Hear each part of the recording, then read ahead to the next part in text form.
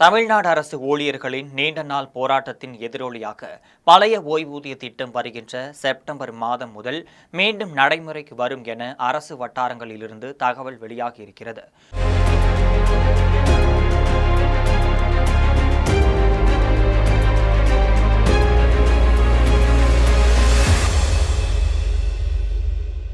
புதிய பங்களிப்பு ஓய்வூதிய திட்டமான என்பிஎஸ் மாறாக பழைய ஓய்வூதிய திட்டத்தில் கடைசி பெறும் ஊதியத்தில் பாதி தொகையை ஓய்வூதியமாக பெறும் வகையில் சிறந்த நலன்கள் வழங்கப்பட இருக்கின்றன.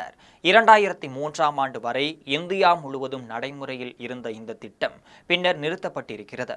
இந்த நிலையில் தமிழ்நாடு அரசு ஊழியர்கள் பல ஆண்டுகளாக பழைய ஓய்வூதிய திட்டத்தை மீண்டும் கொண்டு வர வேண்டும் என தொடர்ந்து போராடி வருகின்றனர்.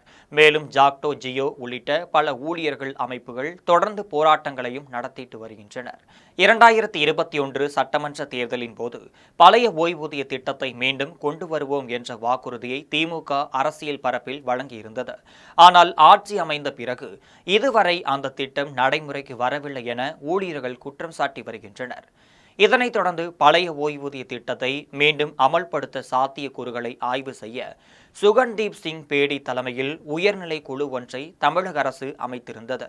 அந்த குழு தற்போது தனது பரிந்துரை அறிக்கையை இறுதிப்படுத்தி விட்டதாகவும் அந்த அறிக்கை விரைவில் முதலமைச்சர் மு.க.ஸ்டாலின் அவர்களிடம் ஒப்படைக்கப்பட உள்ளதாகவும் தகவல் தெரிவிக்கின்றனர்.